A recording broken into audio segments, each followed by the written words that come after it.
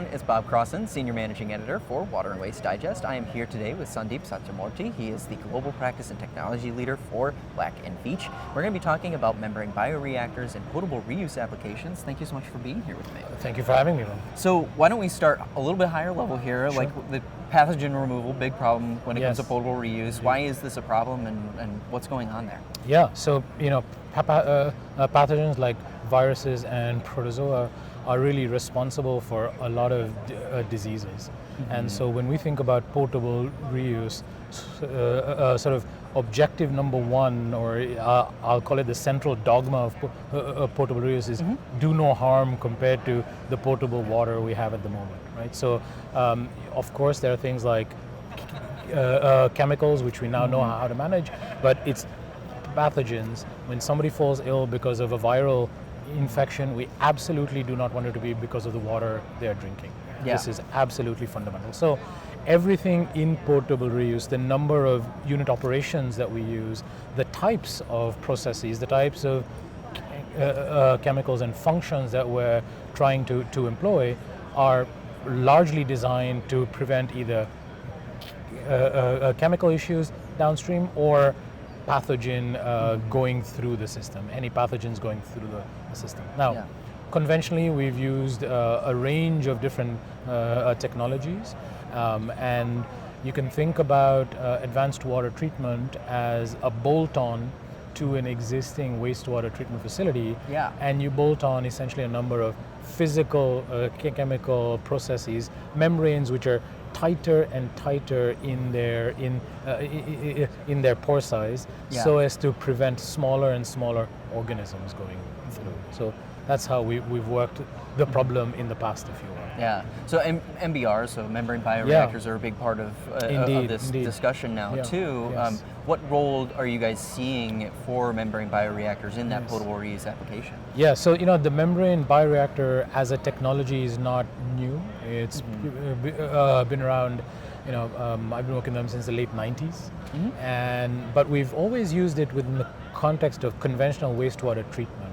That is to say, because of the footprint benefits they offer, I can make everything smaller, which obviously has huge benefits, right? Especially as we urbanize more, this is a big deal. Now, within the context of potable reuse, whether direct or indirect, what we see as a big benefit is by combining a very good physical membrane separation process with a biological system, a well-designed biological system and well-operated biological system, can we potentially eliminate one of those filtration steps downstream?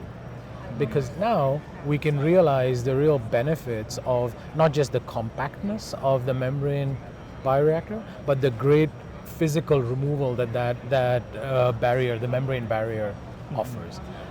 Having said that, there's very little implementation of it. In fact, we are just today, WEFTEC Tuesday, we're starting up Morro Bay, which is a potable reuse facility in the central coast of California. Very exciting. It'll be one of the first, if not the first, MBR RO facilities in California, probably in the country as a whole.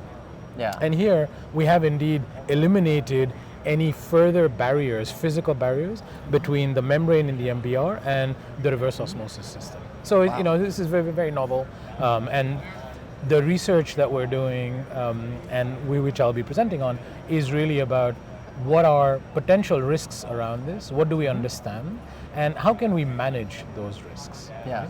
Right? So that's what we're focused on. Yeah.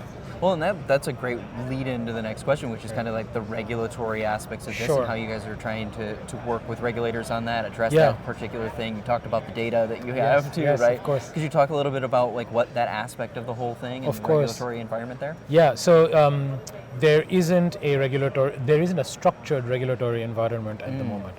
It's being worked on. Even today, it's a little bit more of a case-by-case basis because really the field of potable reuse is developing very fast. Right? And so what we've done is a meta-analysis of about 13 different studies, very methodically gone through their global studies and applied them to a US context. and determine what is the capability of a nutrient removal MBR system to remove pathogens effectively. And we have some conclusions that we've now shared with the regulators as well to say, when we look at the data very critically, this is what we see. Mm-hmm. Now, importantly, we've coupled that with what we call a HACCP, or a critical control point management system, so that despite knowing what the system will do, we mitigate any risks by measuring the quality of water coming out of the membranes in real time. And we set certain triggers that are related to the potential passing through of pathogens themselves. And so the design has built in operational tools so that we can minimize the risk using this really great technology. Yeah. Well, this is fantastic. Well, and happening in real time it also is, very, very cool. Indeed it is, yes.